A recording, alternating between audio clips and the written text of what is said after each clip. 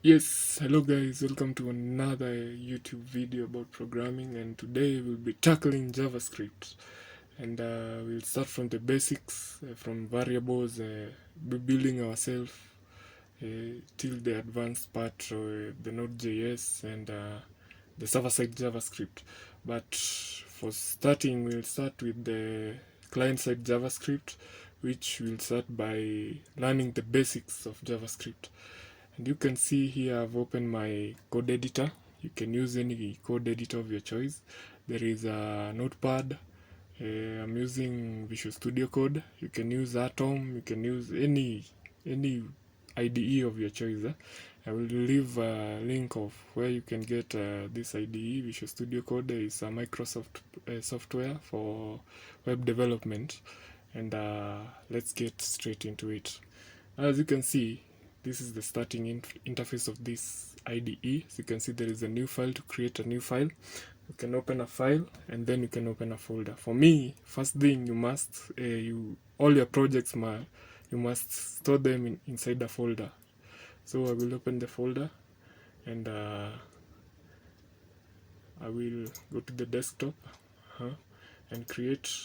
If you had a folder, you can open it, but I don't have a folder. I will create a new folder, and I will name it JavaScript basics _ basics.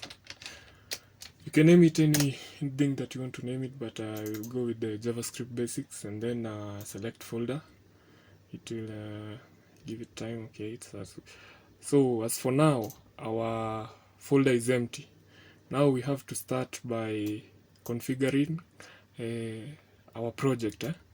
As you know, JavaScript is a web-based programming language for web pages, and there are two parts of JavaScript. There is the server side, whereby you'll find the Node.js and Next.js, those runtime environments, and there is the client side of JavaScript, whereby JavaScript makes a web page more interactive and fun.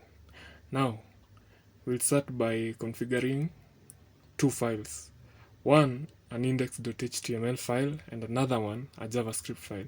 HTML is basically a hypertext markup language, whereby you define elements or parts of the structure of the website.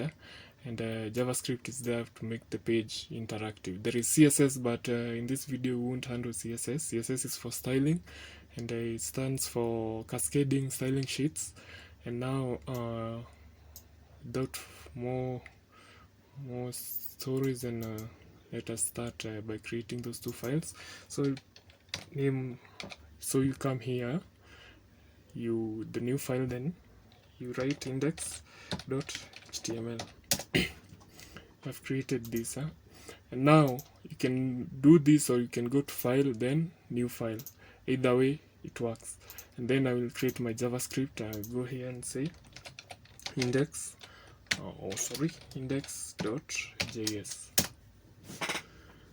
Now, coming to the naming convention, you can name it anything, but I have decided to you can name it up to JS or anything that you want. You are not restricted. There is no a static thing, the static way of doing things. You can name the file as you want. Now, in my index.html, I want to link my JavaScript file to the index.html. Now, first thing first, I will just click the exclamation mark. This is a shortcut. It is called Emmet, and it makes your production time more easier, and you will be more productive. And then you won't waste a lot of time by writing all this syntax from scratch. So click on the exclamation marks, then enter. Then it will generate the basic HTML markup. Now, as you can see, okay, my font is quite big. Let me change. I will go file, then I will go preference, then settings. The settings, yeah. I will change my font. It's quite big. Okay, I will make it 20. Then I go back. Now, as you can see, here's the basic HTML structure. It looks like this. Now, as you have generated these files. If you don't know HTML, don't worry, but we won't concentrate on the HTML part, but on the JavaScript.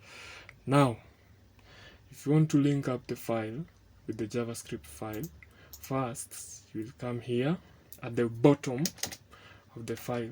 This is because when you link your JavaScript file above the content, your site might be quite slow, because it will start loading the JavaScript content before loading the page itself. Now, I will go here, and then at the bottom here, over here, I will write script. As you can see, there is some shortcuts that are being suggested for me, and this makes my work easier. If you're using Visual Studio, it comes automatically with this autocomplete. Now you will select the script source. Now here you will write the path of the JavaScript file that you want to link up with the HTML file. Now I will write here, because it's the same folder, I will just write index.javascript. This is one way of linking your external script file to the HTML file. You can link even above here, above in the header over here. You can write script, the source. Then you can write index.js. Now the trick here is that you use the defer attribute. This will tell the browser that it should not load the file, the script file, before loading the rest of the file. Now you can use one of the two methods. For me, I'll use this one and delete this one. Okay,